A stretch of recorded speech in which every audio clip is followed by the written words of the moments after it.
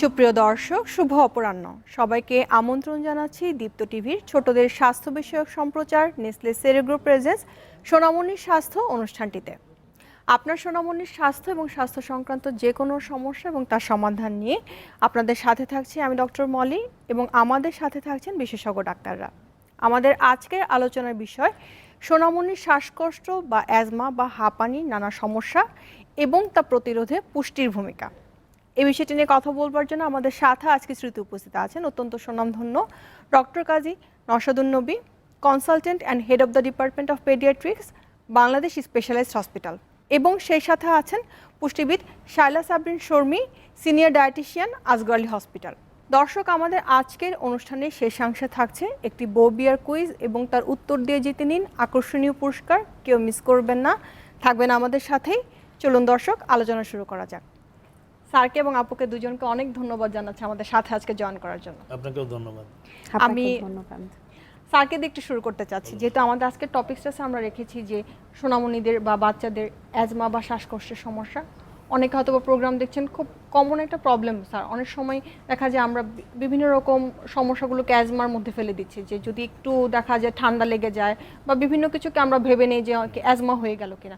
এই বিষয়টা হচ্ছে ধারণাটা একটু ক্লিয়ার করে দেন যে আসলে অ্যাজমাটা কোন বয়সে হয় বা অ্যাজমাকে আমরা কখন অ্যাজমা বলবো, কি কি সাইন সিমটমসগুলো দেখলে? আচ্ছা, প্রথমে আসলে অ্যাজমার মতন সিমটমস, অ্যাজমার সিমটম তো কাশিও হয়, সর্দি ঠান্ডাও থাকে, আর কিছু কিছু কন্ডিশন আছে যেগুলোতেও সিমিলার টাইপ অফ সিমটমস থাকে, অসুবিধাগুলো থাকে। অ্যাজমাতে শ্বাসের জনিত অসুবিধাটা হয়, অন্যান্য কন্ডিশনে কোনো কোনো ক্ষেত্রে আপনার শ্বাসজনিত অসুবিধা হয়। অ্যাজমাটা মূলত আসলে একটা অ্যালার্জিক রিয়াকশন। এটা একটা টাইপ অফ রিয়াকশন যেটা শরীরের ভিতরে এয়ারওয়েগুলোকে ইনভলভ করে, ফুসফুসে। যখন এটা প্রদাহটা এত বেশি হয় যে এটার পথগুলো সব সংকুচিত হয়ে যায়, তখন শ্বাস নিতে ছাড়তে, বিশেষ করে ছাড়তে অসুবিধা হয়।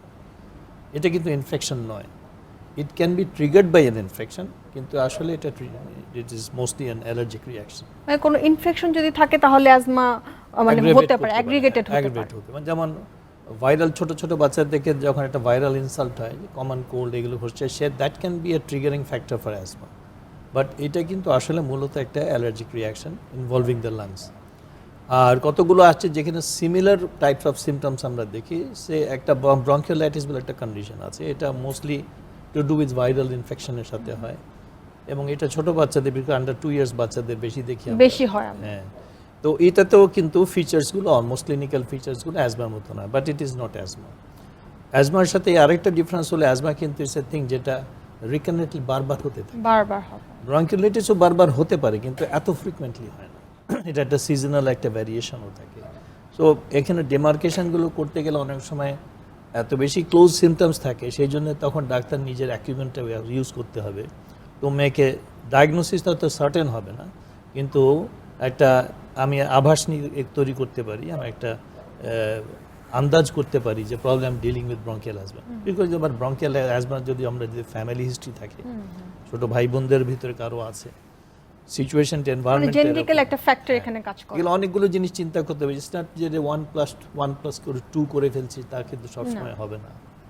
মানে সারাউন্ডিংস কিছু ফ্যাক্টর এখানে কাজ করে, যে একটা ফ্যামিলি হিস্ট্রি নেওয়াটা তখন দরকার হয়ে যায়, যে ফ্যামিলিতে কারো অ্যাজমা আছে কিনা, বা যেই ফ্যাক্টরগুলো আসলে অ্যাজমা হওয়ার পিছনে থাকে সেগুলোর হিস্ট্রিটা আমরা আসলে কালেক্ট করে আমরা বেশিরভাগ সময় ডিমার্কেশনটা করি। আমি এই সূত্র ধরে আপুর কাছে একটু আসছি। আপু যেহেতু পুষ্টি নিয়ে কাজ করছেন এবং ডায়েটিশিয়ান হিসেবে আছেন, অনেক সময় মায়েরা কি এরকম কমপ্লেন নিয়ে আসেন কিনা যে তার বাচ্চার অ্যালার্জি হয়েছে এবং সে সময় শ্বাসকষ্ট হয়েছে, বা সেক্ষেত্রে আপনাদের কাছে কিছু সাজেশন চাচ্ছে যে আসলে কি করা যেতে পারে বিং এ ডায়েটিশিয়ান, তখন আপনারা আসলে এরকম পান কিনা বা পেলে কিভাবে আসলে হেল্প করেন? ধন্যবাদ আপা আপনাকে আপনার গুরুত্বপূর্ণ প্রশ্নের জন্য।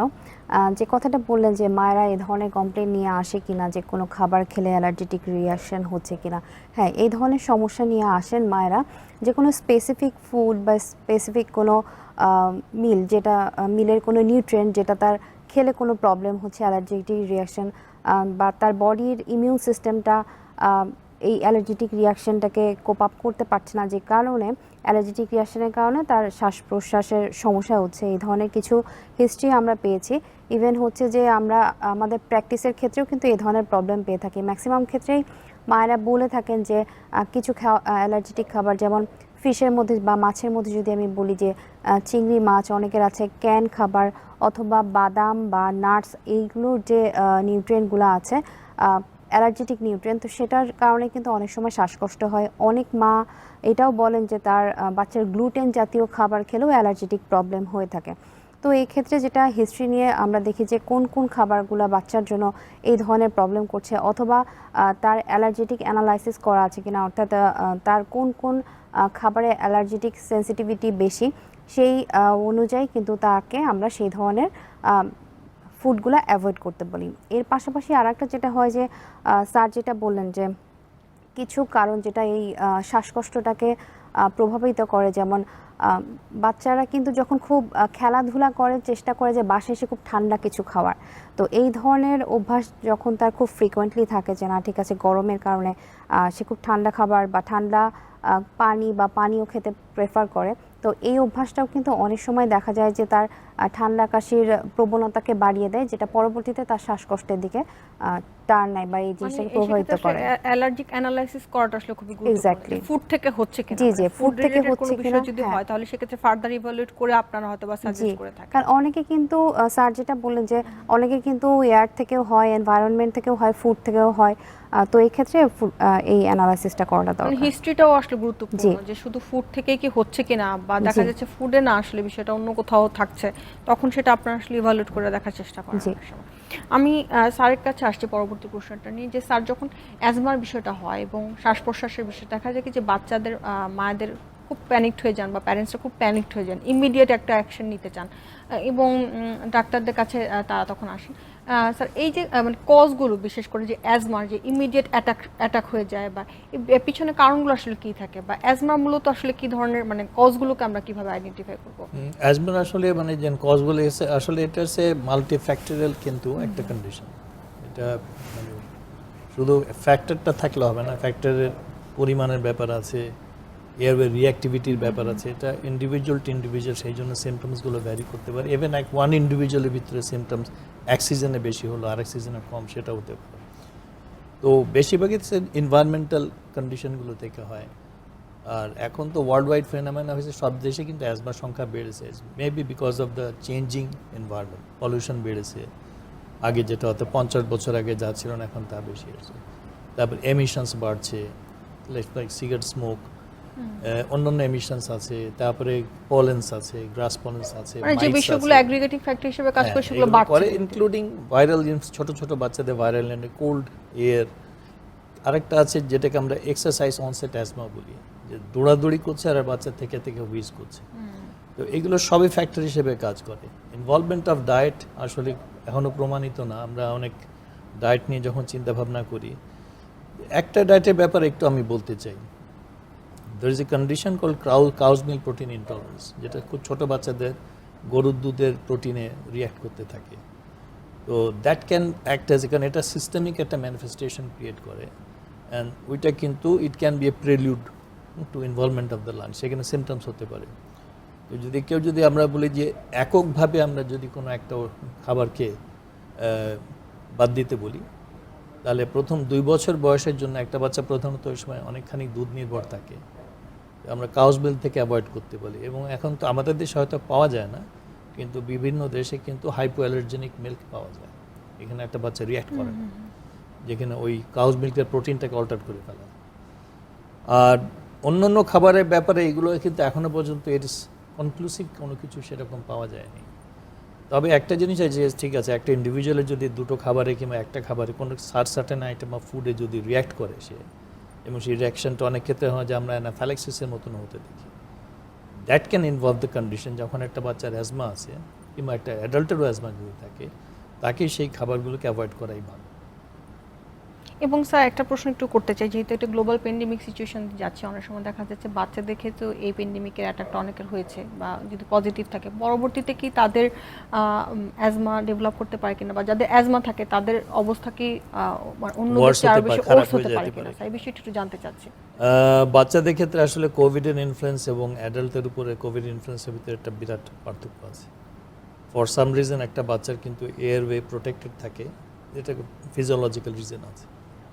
তো একটা অ্যাডাল্টের রেসপিরেটরি সিমটম যেভাবে হয় কিংবা যতখানি লাং ইনভলভমেন্ট হয়, তো সেই ধরনের ইনভলভমেন্ট বাচ্চাদের ক্ষেত্রে কিন্তু প্র্যাকটিক্যালি ভেরি রিয়ার। একটা কন্ডিশন আছে যেটাকে আমরা মাল্টি অর্গানস ইনভলভমেন্ট হতে দেখি, আমরা একটা কন্ডিশন বলি কাওয়াসাকিস ডিজিজ, জি স্যার। যেটার সাথে সাম ডিগ্রিতে রেসপেক্ট কিছু কিছু কোনো ক্ষেত্রে মিল পাওয়া যায়। ইনসিডেন্স ইজ ভেরি লো দো, কিন্তু it can carry a cost, এতে মর্টালিটি আছে, মরবিডিটিও আছে।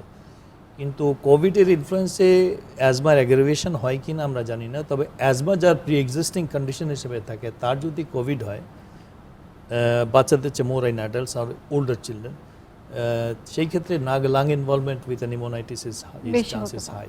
কিন্তু এটা লং টার্মে কতখানি করবে, বিকজ কোভিড জিনিসটা এত নতুন, এটা লং টার্ম সিগনিফিকেন্স আমরা এখনো পর্যন্ত ইনফ্লুয়েন্স অন অ্যাজমেটিক চিলড্রেন এটা এই মুহূর্তে বলা সম্ভব না। আর এখানে আসলে অনেক রিসার্চের প্রয়োজন আছে। এখন আমরা অ্যাডাল্টদের ক্ষেত্রে আসলে অনেক রিসার্চের মানে আমরা করছি বা আরও অনেক করতে হবে, কারণ আমরা অনেক কিছু এখনো বের করতে পারিনি। আমি আপুকে এই মুহূর্তে একটু জানতে চাচ্ছি যে অনেক সময় দেখা যায় কি যে আগে একটা কমন কমপ্লেন ছিল মাদের যে আমার বাচ্চা কিছুই খায় না বা আমার বাচ্চার ম্যালনিউট্রিশনে ভুগছে, কিন্তু এখন কিছু হিস্ট্রি পাওয়া যায় যে দেখা যাচ্ছে বাচ্চা বেশি খাচ্ছে বা যে কোনো একটা ফুড বেশি খাওয়ার কারণে ওভারওয়েট হয়ে যাচ্ছে বা ওবেজ হয়ে যাচ্ছে। এই যে চাইল্ডহুড ওবেসিটির সাথে কি আমরা অ্যাজমার কোনো সম্পর্ক পাই না কিনা, বা যেসব বাচ্চাদের অ্যাজমা ছিল প্রি এক্সিস্টিং, ওবেসিটি থেকে তাদের আরও বেশি হচ্ছে কিনা, বা এই ধরনের বিষয়গুলো কি হয় কিনা? ম্যালনিউট্রিশনের কথা যেটা বললেন সেটা হচ্ছে আন্ডার নিউট্রিশন এবং ওভার নিউট্রিশন দুইটাই কিন্তু ম্যালনিউট্রিশনের মধ্যে পড়ে। তো সেক্ষেত্রে কিছু পেশেন্ট আমরা পাই এখন, সেটা হচ্ছে যে যারা ওবেজ অর্থাৎ তাদের নর্মাল বিএমআই পার্সেন্টাইল যেটা থাকার কথা তার চেয়ে কিন্তু তাদের এইজ অনুপাতে ওয়েটও অনেক বেশি।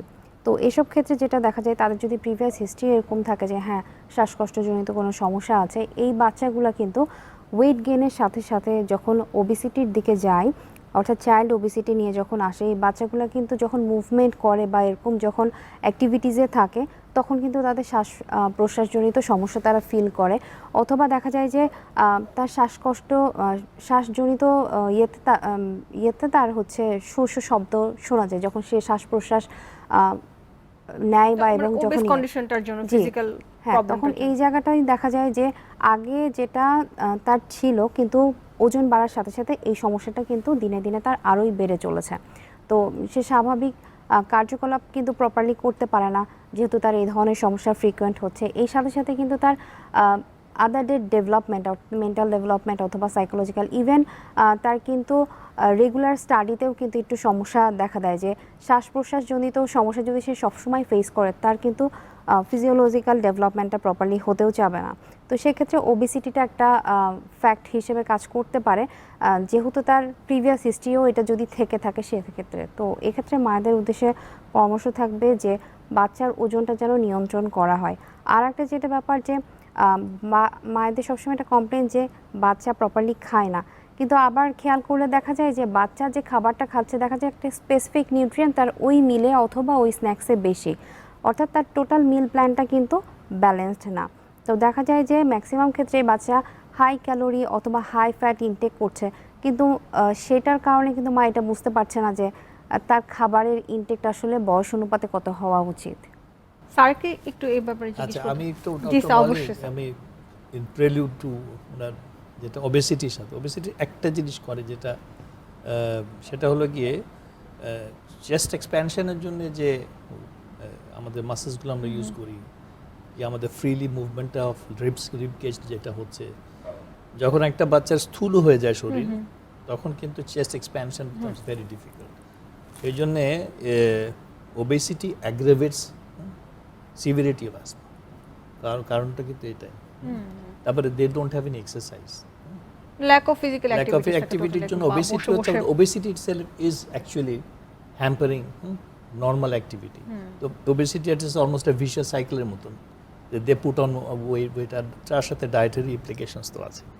এবং স্যারকে আমি এই বিষয়ে একটু জানতে চাচ্ছিলাম যে স্যার অ্যাজমা এবং ব্রঙ্কোলাইটিস দুটো টার্ম যেহেতু আমরা অলরেডি ইউজ করছি এবং আমরা বলছি যে বাচ্চাদের সাধারণত ছোট 2 বছরের কমের বাচ্চাদের ব্রঙ্কোলাইটিসটাও আমরা ইভালুয়েট করে দেখি অ্যাজমার সাথে, এবং দুটার ক্ষেত্রে কি স্যার জ্বরের কোনো সম্পর্ক আছে কিনা? কারণ অনেক সময় মায়েদের একটা কমপ্লেন থাকে যে জ্বর হয়েছে তাহলে কি অ্যাজমা হলো কিনা বা নিউমোনিয়া হলো কিনা, কারণ এই বিষয়গুলো সব কাছাকাছি সাইন সিমটমস শো করে। সো জ্বরের কোনো বিষয় থাকে কিনা অ্যাজমা বা ব্রঙ্কোলাইটিসের? মানে এটা আসলে দুই ক্ষেত্রেই প্রায় প্র্যাকটিক্যাল বেসিক্যালি কাছাকাছি সিমটমস আসে, পার্টিকুলারলি স্মল চিলড্রেন। একলগে একটা ভাইরাল কন্ডিশন যখন হয়, যেটাতে এখানে সামান্য জ্বরও আছে, সাথে কাশি সর্দি আছে, that is triggering asthma attack. তাহলে ওই অ্যাজমার সাথে কিন্তু এটা ওভারল্যাপ করে যাচ্ছে, তাই না? তাহলে সিমটম হিসেবে তখন জ্বরও চলে আসছে। আর হলো যখন ওয়ার্ক অফ ব্রিদিং বেশি থাকে, যখন আমরা একটা মানুষ শ্বাস প্রশ্বাস নিয়ে খুব অনেক এফোর্ট দিয়ে শ্বাস নিচ্ছে, তখন তার মেটাবলিক রেটও বেড়ে যায়, এবং সেই ক্ষেত্রে শরীরের তাপমাত্রাও কিন্তু সামান্য বাড়তে পারে। So that fever is not infectious. কিন্তু যখন জ্বর সে স্পাইক করে বেশি, যে একটা বাচ্চার অ্যাজমা অ্যাটাক হয়েছে, প্রথম দিকে হালকা জ্বর ছিল, হঠাৎ করে 102-103 উঠে যাচ্ছে, ওটা কিন্তু একটা ইন্ডিকেটিভ অফ সাম ইনফেকশন, একটা প্রসেস যেটা problem in the lungs, pneumonia কথা। এবং নিউমোনিয়া যে আমরা তো জানি it's a common complication of acute asthma. G sir. ব্রঙ্কিওলাইটিসের ব্যাপারও তো প্রায় সিমিলার জিনিস। It starts with a viral insult but end up with a bacterial infection, দুটোই হতে পারে। যে প্রথমে স্টার্ট হয়েছে অ্যাজ এ সিম্পল ভাইরাল ক্যাটিওলজি নিয়ে শুরু হলো, and the child starts two with, এবং এর ভিতরে দেখা গেল হঠাৎ করে তার উইজনেস রিজলভ করছে না, ওয়াজ গেটিং ওয়ার্স, এবং গায়ের ভিতর জ্বর আসছে, তখন ধরে নিতে হবে যে এটা খুব সম্ভবত এখানে ব্যাকটেরিয়াল একটা secondary involvement of infection definitely. আমরা একটা বিষয় স্যার সবসময় দেখা যায় কি যে ছোট বাচ্চাদের যখন দেখা যায় শ্বাসকষ্ট বা হাঁপানির সমস্যাগুলো হয়, জ্বর আসে, এবং আপনি এটাও বললেন যে ইনফেকশন থাকলে সাধারণত জ্বরের প্রবলেমগুলো থাকে। অ্যাজমা সাধারণত দেখা যাচ্ছে একটা রেগুলার ইন্টারভেলে হয়, জ্বরের সাথে সম্পর্কটা খুব একটা বেশি অ্যাজমা থাকে না। প্রিভেন্টিভ যদি মেজার বলি স্যার, যে জেনেটিক্যাল ফ্যাক্টরগুলোর ক্ষেত্রেও যদি স্যার ইনক্লুড করি, যে বংশগতভাবেও যদি অ্যাজমা থাকে বা আদার্স ফ্যাক্টর দিয়েও থাকে, আমরা প্রতিরোধটা কিভাবে করতে পারি? যেহেতু আমরা সবসময় জানি স্যার প্রিভেন্টিভ ইজ মানে prevention is better then cure. In that case আমরা প্রিভেনশন মেজারগুলো যদি একটু স্যার জানি। প্রিভেন্টিভ মেজার্স এবং প্রোটেক্টিং মেজার্স, যেটাই আমরা বলি কি অ্যাডাল্ট কি বাচ্চা কি প্রায় অলমোস্ট কাছাকাছি। যেতে প্রথমে উই আর থিঙ্কিং যে এই জিনিসটা আসলে more of N involvement of factors present in the environment, উপাদান যেগুলো আমার আশপাশেই আছে, আমার পরিবেশের ভিতরে আছে, সেটাই যেহেতু এখানে ট্রিগার করছে, তাহলে কাজে ওই উপাদানের এক্সপোজার আমাকে কমানোর চেষ্টা করতে হবে। এর ভিতরে কিছু আছে, যেমন বাসাতে আমরা যখন থাকি, মাইটস কিন্তু is a very common factor, dust is a factor. তো সেইগুলোকে আমরা আমাদের অন্তত ঢাকা শহরে তো একটু খুব ডিফিকাল্ট আমরা জানি, তাই না? তো সেইখানে যদি আমরা ঘরের সে মেঝেটাকে দুবার যদি কেউ মুছতে পারে, তাহলে সেটেল ডাস্ট কম থাকবে। অ্যাটলিস্ট মানে যাদের অলরেডি অ্যাজমা, তারপরে বাসার ভিতরে কার্পেটস থাকছে কি, রাগস থাকছে কি, ম্যাটস থাকছে, এগুলো সংখ্যা কমিয়ে দেওয়া অথবা বাতিল করে দেওয়া, বাসা থেকে বিদায় করা, ভারী পর্দা টর্দা এগুলোকে অ্যাভয়েড করা, ভারী কাভারিংস অফ ফার্নিচার্স এগুলোকে যদি যতক্ষণই সম্ভব অ্যাভয়েড করা। এই তো আমরা যেটুকু আমাদের হাতের ভিতর, বাসার ভিতরে আমি যেটাকে মডিউলেট করতে পারি, সেটা হলো এটা। আর হলো এক্সপোজার্স, বাইরে তো আমাকে যেতে হচ্ছে, আমার বাচ্চাকেও নিয়ে যেতে হচ্ছে, তাকে স্কুলে যেতে হচ্ছে, তাহলে সেখানে আমি কীভাবে করি? সেখানে তো আর আমার হাতে এগুলো নিয়ন্ত্রণ নেই।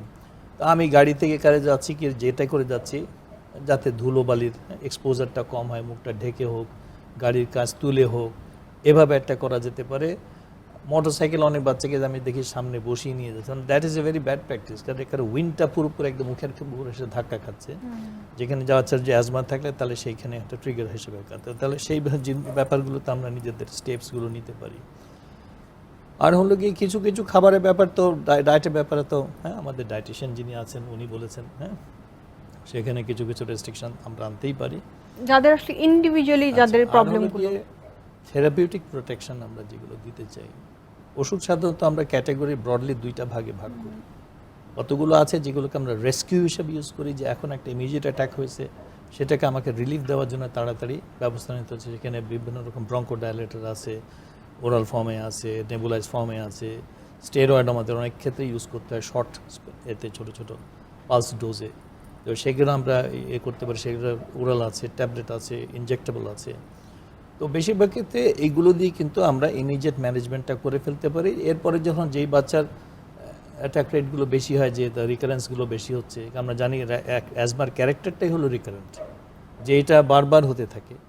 তখন বারবার কারো কারো ক্ষেত্রে যে অনেকবার হয়, হচ্ছে সারা বছরে 2-3 বার হচ্ছে, আর কারো কারো সারা বছর ধরে চলছে, কারো হয়তো উইকলি হচ্ছে। যাদের মানে রিকারেন্সেসের সংখ্যা বেশি হবে তাদের কিন্তু আমরা প্রিভেন্টার্সের ভিতরে আনতে চাই। প্রিভেন্টার্সের একটা লং লিস্ট আছে, অনেক রকম ওষুধ আছে এখানে, ওরাল আছে, সিরাপ আছে, ইনহেল ফর্মে আছে। যেসব বাচ্চাগুলো একটু বড় তাদের ক্ষেত্রে ইনহেল কর্টিকোস্টেরয়েড, তার সাথে কখনো ব্রঙ্কোডাইলেটর কম্বাইন করা থাকে, কখনো থাকেও না। ওগুলো কিন্তু আমাদের mainstay of treatment. Preventing an episode of asthma যদি আমরা এইসবগুলো করতে চাই, তাহলে আমাদের লং টার্ম প্রিভেনশনের জন্য ইনহেল কর্টিকোস্টেরয়েডগুলো ইউজ করতে, দিস ইজ ভেরি সেফ, কিন্তু সুপারভাইজড হতে হয়। আর কিছু ওষুধ আছে যে মন্টেলুকাস্ট, এগুলো আমরা একবার করে প্রতিদিন দিই, একটু এজ এক রকম ডোজে আসতে থাকে। এবং বেশিরভাগ বাচ্চা কিন্তু দে উইল বি কেপ্ট, অনেক ভালো থাকে। কিন্তু প্রবলেম হয় যে কমপ্লায়েন্সে অসুবিধা হয় অনেক ক্ষেত্রে, বাবা ভুলে যান, মা ভুলে যান, সকালেরটা নিল তো বিকেলের রাতেরটা বিশেষ নিল। করে বাচ্চাদের ক্ষেত্রে মাদের কেয়ারগিভারটা বেশি হয়। কমপ্লায়েন্সের ব্যাপারে খুব জোর দিতে হয়, যদি এখনকার ওষুধপত্রগুলো খুব সিম্পলিফাইড হয়ে গেছে, আগের মতন তো নেই, তো এই জন্য কমপ্লায়েন্স মেনটেন করা খুব ডিফিকাল্ট হয় না, একটু যদি প্রতিদিন একটু মনে করে ওষুধগুলোকে টাইমিং। এই বিষয়টাতে আরেকটু আসবো যে আমরা আসলে অনেক সময় দেখা যাচ্ছে যে অনেকে নেবুলাইজার বা ইনহেলারটা ইউজ করতে চান না। ইন দ্যাট কেস আমরা কি কোনোভাবে প্রিভেন্টিভ মেজার নিয়ে বা ওরাল ড্রাগ দিয়ে সেটা করতে পারি কিনা, সেটা আমরা একটু স্যার জানবো। তার আগে আপুর কাছে একটু জানতে চাচ্ছি যে আপু যেহেতু একটা কমেন্ট করলেন যে আমরা আসলে ম্যালনিউট্রিশন বলতে আন্ডার নিউট্রিশন, ওভার নিউট্রিশন দুটোই বুঝতে পারছি। যেসব বাচ্চারা ম্যালনিউট্রিটেড থাকেন তারা আমরা জানি যে স্বভাবতই একটু ভালনারেবল গ্রুপে থাকেন, তাদের ক্ষেত্রে কি আসলে বিভিন্ন ধরনের ডিজিজগুলো বেশি হয় কিনা এবং শ্বাসকষ্টের প্রবলেমগুলো এই মানে পেন্ডেমিক সিচুয়েশন আপনাদের কাছে আসছে কিনা বা এই ধরনের প্রবলেম নিয়ে আসে কিনা? হ্যাঁ, এটা খুবই গুরুত্বপূর্ণ একটা কথা বলেছেন যে ম্যালনিউট্রিশন যদি থাকে তাহলে পরে তারা আসলেই ভালনারেবল হয়। এবং শুধুমাত্র যে শ্বাসকষ্টজনিত সমস্যা তা কিন্তু না, বিভিন্ন রকম ইনফেকশনও কিন্তু তাদের মধ্যে ইনফেকশন হওয়ার টেন্ডেন্সি কিন্তু অনেক বেশি থাকে। অনেক সময় দেখা যায় যে বাচ্চা শিশুরা বা আন্ডার 5 যারা আসছেন বা 5+ যারা আসছেন, অনেক সময় দেখা যায় যে তাদের আয়রনের ডেফিসিয়েন্সিস থাকে। তো আদার যে কমপ্লিকেশনগুলো যেমন থাকে যে ভিটামিন ডি ডেফিসিয়েন্সিস থাকে, যেটা এখন আমরা অ্যাডাল্টদের ক্ষেত্রে তো পাচ্ছি এবং বাচ্চাদের ক্ষেত্রেও কিন্তু সেটা খুবই ভিজিবল। তো এই ধরনের কেসে দেখা যায় যে বাচ্চারা একটা ইনফেকশানে যদি বারবার অ্যাটাক হতে থাকে, তার কিন্তু ইমিউন সিস্টেমটা অনেকটাই সাপ্রেসড হতে থাকে এবং তার মধ্যে কিন্তু জেনারেল উইকনেস, এই ধরনের টেন্ডেন্সিও কিন্তু বেশ ভালোভাবেই দেখা যায়। তো সেক্ষেত্রে যে ম্যালনিউট্রিশন অর্থাৎ আন্ডারওয়েট এবং ওভারওয়েট দুইটা ক্ষেত্রেই কিন্তু এই ধরনের প্রবলেম দেখা যায়। এবং আমি আরেকটু জানতে চাচ্ছি যে যেহেতু এই সিচুয়েশনটাতে অনেক সময় বাচ্চাদেরকে নিয়ে আসছে, সেক্ষেত্রে আমরা বিশেষ করে কি ম্যালনিউট্রিটেড বাচ্চা এরকম পাই কিনা, কারণ এখন অনেক মারা আসলে অনেক বেশি সচেতন, সেক্ষেত্রে কি আমরা এরকম পাই যে অপুষ্টিজনিত কোনো কারণে তাদের বারবার ইনফেকশন হচ্ছে বা এই ধরনের কি আমরা পাই কিনা? জি, এ ধরনের আমরা পাই। কেননা দেখা যাচ্ছে যে বাচ্চাকে মা নিয়ে আসছে তার বয়স অনুপাতে যদি ওজন এবং উচ্চতা কম থাকে, ম্যাক্সিমাম ক্ষেত্রে আমরা হিস্ট্রি নিতে যেয়ে কিন্তু দেখি যে তার ডিজিজে অ্যাটাক হওয়ার ফ্রিকোয়েন্সি কিন্তু অনেক বেশি।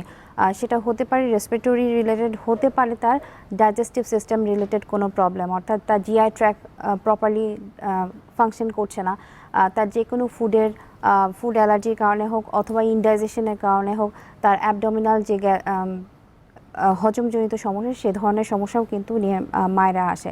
এছাড়াও আরেকটা যেটা যে বিভিন্ন ব্যাকটেরিয়াল ইনফেকশনের কারণেও কিন্তু জ্বর বা আদার যে প্রবলেমগুলো আছে কমপ্লিকেসি, এগুলো নিয়েও মায়েরা আসে। সেটা দুটা ক্ষেত্রেই, আন্ডারওয়েট ওভারওয়েট দুটাকেই আসলে। জি স্যারের কাছে একটু আসতে চাচ্ছি স্যার, যখন অ্যাজমার কথাটা বলি বাচ্চাদের ক্ষেত্রে বা শ্বাসকষ্টের প্রবলেমগুলোতে যখন বিশেষ করে ইনহেলারের বিষয়টাতে আসে, তখনই তাদের একটা ধারণা হয়ে যায় যে আসলে সারা জীবন ইউজ করতে হবে বা একটা বার্ডেন হয়ে যায়। অনেক সময় ভয় পেয়ে যায় যে যারা ইনহেলার ইউজ করে তাদের হয়তো বা বংশগত যেহেতু অন্যদেরও হতে পারে। এই বিষয়টাতে স্যার একটু জানতে চাচ্ছি যে অ্যাজমাটা কি আসলে কন্টামিনেটেড হয় কিনা, এক। আরেকটা হচ্ছে যে স্যার ইনহেলার যারা ইউজ করতে চান না তাদের জন্য কি কোনো অল্টারনেটিভ আছে কিনা বাচ্চাদের জন্য, বিশেষ করে ছোট বাচ্চা যারা ক্যারি করে ইনহেলারটা? জিনিসটা হলো কি, আসলে আমাদের ওষুধপত্রের সম্বন্ধে কিন্তু মিসকনসেপশন অনেক, এবং আমরা যখন একটা নোভেল অথবা অ্যাটিপিক্যাল একটা ফর্মে ট্রিটমেন্ট করতে যাই তখন সেইখানে একটা কোয়েশ্চেন চলেই আসে। তো আমাদের এখানে কতগুলো misconception, it is a very common একটা জিনিস। যখন আমরা ইনহেলার লিখি তখন অনেকেই কোয়েশ্চেন করে যে স্যার এটা কি দেওয়ার দরকার আছে না, দের ইজ একটা ভীতি থাকে, ভীতি চলে আসে স্যার। এই ভীতিটা আসলে অবলোক। আমি বলি যে আমরা ওষুধপত্র যেগুলো ইউজ করি তার ভিতরে একটা কমন ওষুধ হলো সালবুটামল, এবং এইটা ইনহেল ফর্মে বিভিন্ন রকম কোম্পানি বিভিন্ন রকম ব্র্যান্ডে পাওয়া যায়। আচ্ছা, আমরা সালবুটামল একটা অ্যাকচুয়েশনে যে পরিমাণ ওষুধ অ্যাকচুয়েট করি, পাফটা দিই, তার 20 টাইমস দিই কিন্তু 1 চামচ ওষুধ। আমি একটা শরীরের একটা পজিটিভ রেসপন্স আনতে চাচ্ছি, একটাতে পাচ্ছি আমি 1 পাফ 1/20 or 1/10 অ্যামাউন্ট দিয়ে আমি ইমিডিয়েটলি সেকেন্ডসের ভিতরে আমি ব্রঙ্কোডাইলেশন, এয়ারওয়ে খুলে যাচ্ছে আমার।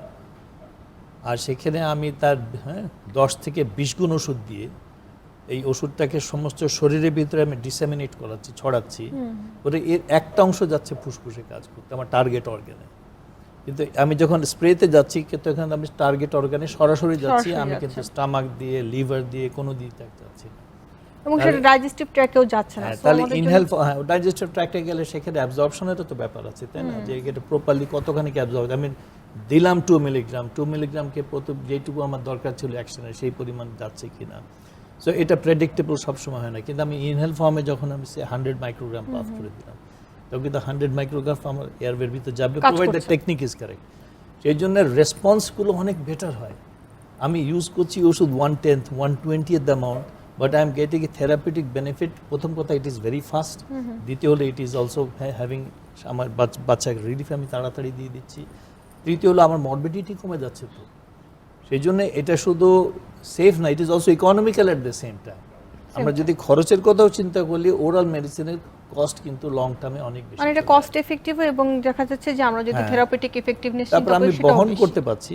আমি এই জিনিসটা পকেটে করে নিয়ে যাকে ব্যাগে করে নিয়ে যাচ্ছি, আমি যখন কোনো জায়গায় ট্রাভেল করছি, আমার বাচ্চাকে নিয়ে বেড়াতে যাচ্ছি, কি আমি বিদেশে গেলাম, সাথে এই জিনিসটা থাকলো, অনেক কনভিনিয়েন্ট। আমার 8-10টা বোতল ক্যারি করাচ্ছে, নিশ্চয়ই একটা ছোট একটা ইনহেলার ক্যারি করা মাছ ইজিয়ার।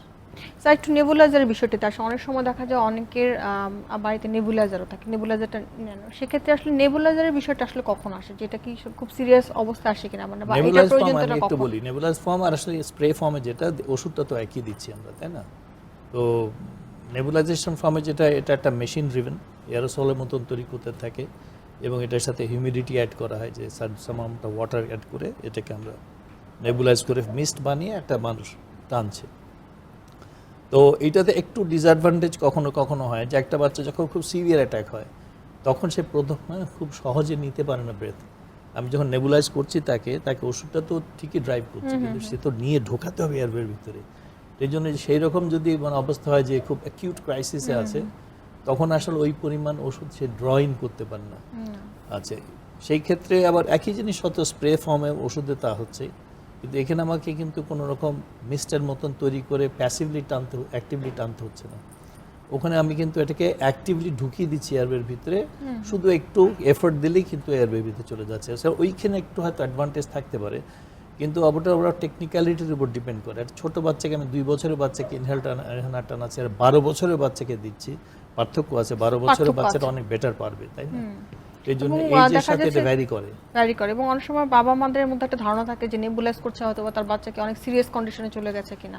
আসলে মেডিসিনটা তো আসলে আমরা সেমই দিচ্ছি, দুটাতেই 2 ধরনের দিচ্ছি। আমরা আমাদের একটু আমি বলে রাখি, ওরাল মেডিসিনের প্রবলেমটা হয় কি, যেখানে আমাদের যেহেতু ডোজ অনেক বেশি দিতে হয়, সেই জন্য কমপ্লিকেশনসের এই যে অনেক সময় ট্রেমোলাসনেস হয়, ব্লাড প্রেশার বাড়ে, অস্থিরতা থাকে, প্যালপিটেশন হয়, এগুলো কিন্তু ওরাল মেডিসিনে বেশি হয়। তো আপনি কমপ্লিকেশন চিন্তা করলে কিন্তু আসলে ওরাল মেডিসিনে বেশি হবে rather than nebulisation. Side effects থাকে অনেক বেশি। শুধুমাত্র অ্যাজমা বা হাঁপানি ছাড়াও আমাদের কিন্তু আরো অনেকগুলো শ্বাসকষ্টের প্রবলেম আছে। বিশেষ করে স্যার প্রথমেই বলছিলাম যে নিউমোনিয়ার বিষয়টিতে, যে দেখা যাচ্ছে যে অনেক জ্বর থাকে এবং খুব তাড়াতাড়ি পেশেন্টের অবস্থা খারাপ হয়ে যায়। এই বিষয়টিতে আমাদের জানার কিন্তু ব্যাপার আছে, কারণ দেখা যাচ্ছে যে অনেক সময় এতটাই সিভিয়ার হয়ে যায় কন্ডিশন যে অনেক মারাত্মক আকারের অ্যান্টিবায়োটিক দিয়েও আসলে তখন ডিল করা পসিবল হয় না। এই বিষয়টিতে যদি একটু দর্শকদের উদ্দেশ্যে বলেন যে আসলে কি ধরনের বিষয়গুলো খেয়াল করলে আমরা সচেতন হওয়াটা উচিত আমাদের।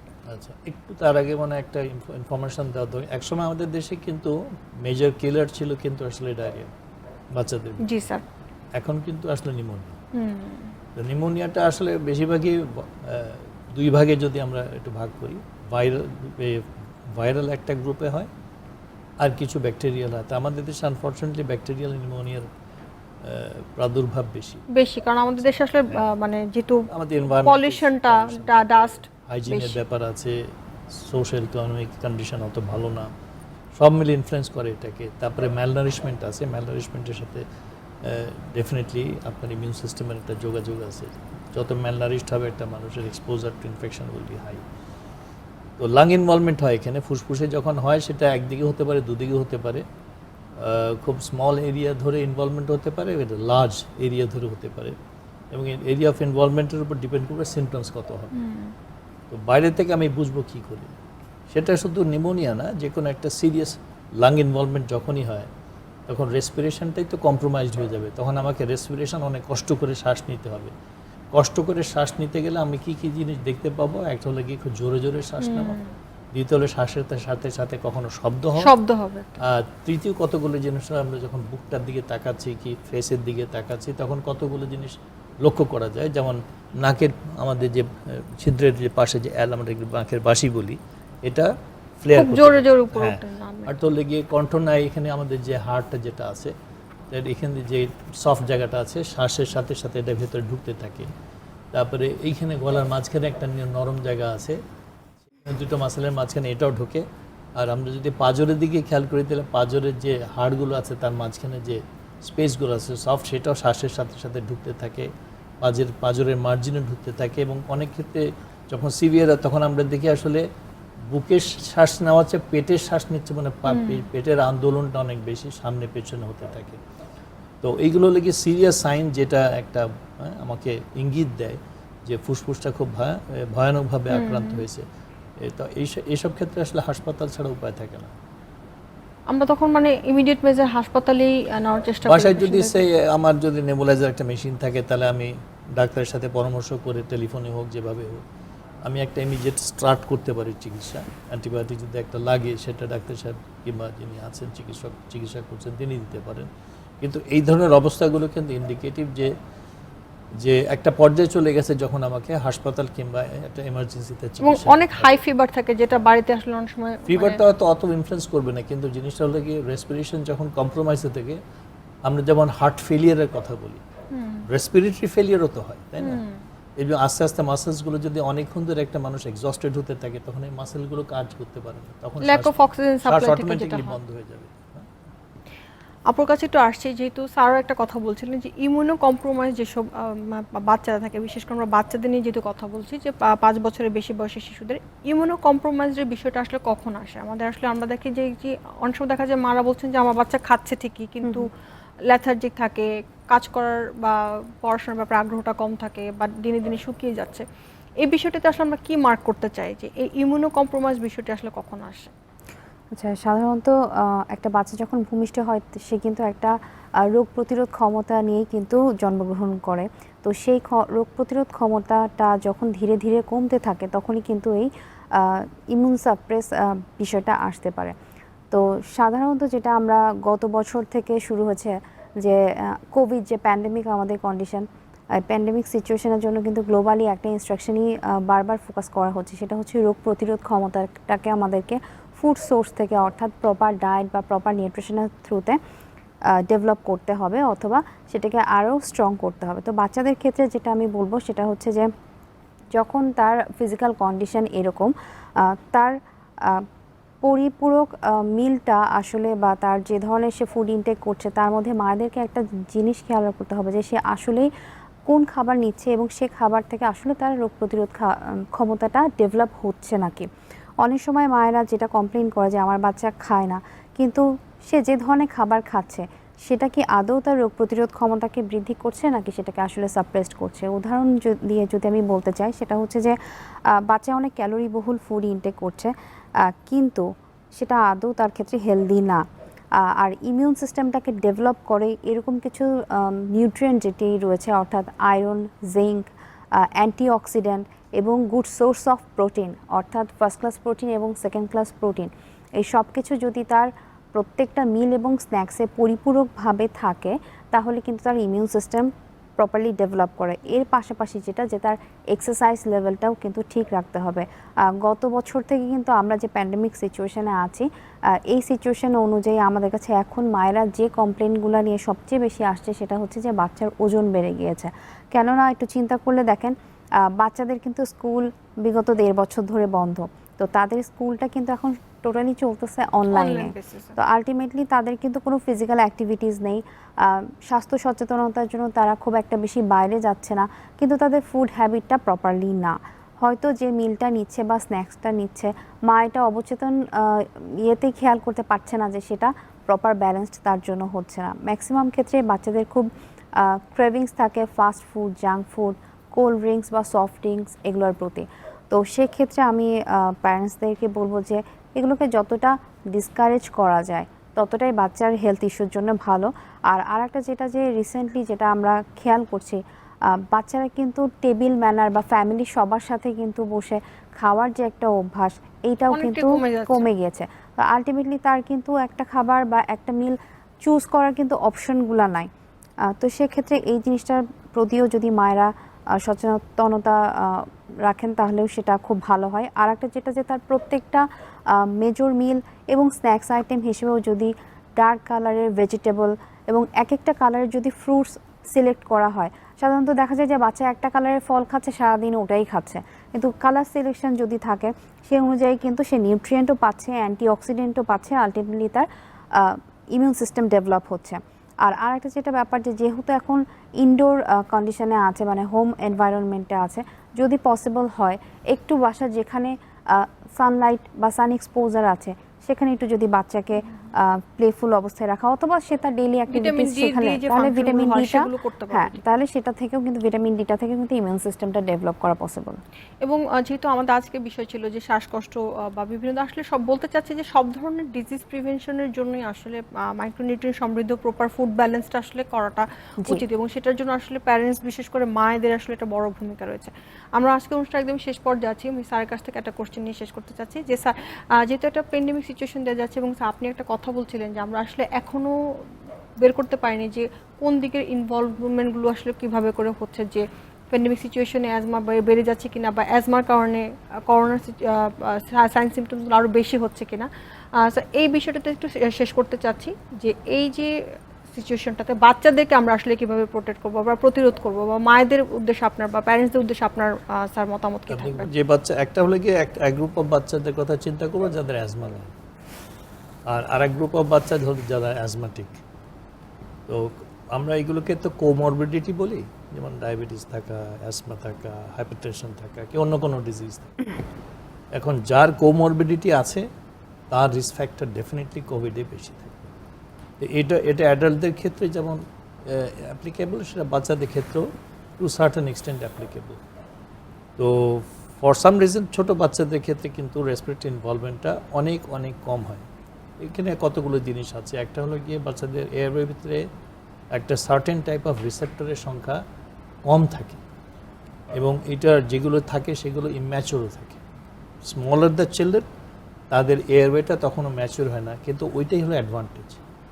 আমাদের এয়ারওয়ের ভিতরে কিন্তু একটা বড় বাচ্চার একটা টিনেজের ভিতরে ওই এয়ারওয়ের ভিতরে যে ওই রিসেপ্টার্সগুলো থাকে, সেই রিসেপ্টার্সে কোভিড ভাইরাস বাইন্ড করে, ওর ইট ক্যান অ্যাকচুয়ালি তখন নিচের দিকে যে it can involve the lungs, যেটা ছোটো বাচ্চাদের ক্ষেত্রে because of the nature of the airway সেটাতে কিন্তু আমরা অতখানি ইনভলভ হতে দেখি না। অ্যাজমাটিক বাচ্চাদের ক্ষেত্রে, অ্যাজমা তো এমন একটা ডিজিজ যেটা এক একটা সময় কখনো কখনো সে অ্যাটাকে আসছে, অন্য পিরিয়ডে সে কিন্তু কমপ্লিটলি অ্যাসিম্পটোম্যাটিক থাকছে। মানে ইট ইজ নট হাইপারটেনশন যেটা প্রতিদিন আপনাকে ওষুধ খেতে হচ্ছে, ইট ইজ নট ডায়াবেটিস যেখানে আপনাকে প্রতিদিন একটু রেগুলেট ইউর ব্লাড সুগার। তো এটা হলে গিয়ে কখনো কখনো এপিসোড আকারে হচ্ছে। কাজেই এখন যখন সেই কোভিডের সাথে যদি আমরা রিলেট করি যে এখানে হ্যাঁ একটা রেসপিরেটরি ইনভলভমেন্ট হয় এবং সেই বাচ্চাটা প্রি এক্সিস্টিং, তখন এই মুহূর্তে হয়তো একটা অ্যাকিউট অ্যাটাক হচ্ছে, দ্যাট ক্যান অ্যাগ্রেভেট দ্য সিচুয়েশন, কিন্তু এতখানি সিরিয়াস নয়। তারপরেও এখন কোভিডের সময়, আমি শুধু কোভিড বলবো না, কোভিড রেসপেক্টিভ সময় একটা বাচ্চাকে আমি যদি যাকে আমরা প্রিভেন্টার দিয়েছি, যার রিকারেন্সের রেট বেশি আছে, তাকে ডেফিনেটলি আমি ওষুধে বেশি করে এই সময়গুলোতে তাকে বিভিন্ন রকম ওষুধ, যেগুলো যেমন ইনহেল কর্টিকোস্টেরয়েডের কথা বললাম, মোটিলোকাস্টের কথা বললাম, কেটোটেফেনের কথা বললাম, এই ওষুধগুলোকে আমাকে যথাযথ ব্যবহার করে আমার বাচ্চাকে অ্যাজমার অন্তত অ্যাটাকগুলো থেকে সেফ রাখতে হবে। আর বাকিটা যেটা আছে সেগুলো রিস্ক ফ্যাক্টর হিসেবে যদি অন্য কোনো কন্ডিশন না থাকে, তাহলে জেনারেল পপুলেশনের যে রিস্কটা থাকবে অফ চিলড্রেন সেটাই থাকবে। স্যার অনেক ধন্যবাদ আজকে আমাদের সাথে স্টুডিওতে এসে জয়েন করার জন্য, আপনার মূল্যবান সময় আমাদের আজকে দেওয়ার জন্য। থ্যাংক ইউ ভেরি মাচ আমাদের ইনভাইট করার জন্য। আপু আপনাকে অনেক ধন্যবাদ আজকে আমাদের সাথে এসে জয়েন করার জন্য। ধন্যবাদ আপনাকেও। সুপ্রিয় দর্শক, নেসলে সেরেগ্রো প্রেজেন্স সোনামণির স্বাস্থ্য কথা অনুষ্ঠানটি আজকের মতো এখানেই শেষ করতে হচ্ছে। আবারও দেখা হবে আগামী পর্বে। ততদিন পর্যন্ত অপেক্ষায় থাকুন, সুস্থ থাকুন এবং অবশ্যই ভালো থাকুন। এবং আমাদের আজকের অনুষ্ঠানের শেষ অংশে এখন থাকছে একটি বোবিয়ার কুইজ, এবং তার উত্তর দিয়ে জিতে নিন আকর্ষণীয় পুরস্কার। প্রিয় বন্ধুরা, আমাদের আজকের কুইজ, আমাদের খাবারে মাছ মাংস থেকে নিচের কোন নিউট্রিয়েন্টটি পাওয়া যায়? 1.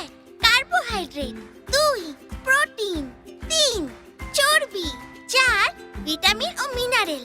সঠিক উত্তর ইনবক্স করুন আমাদের ফেসবুক পেজে www.facebook.com/NestleCeregroBD অথবা সঠিক উত্তর জানাতে কল করুন টোল ফ্রি নম্বরে 080001612171। সঠিক উত্তর পাঠানোর শেষ সময় 24 জুন 2021 বিকাল 5টা পর্যন্ত।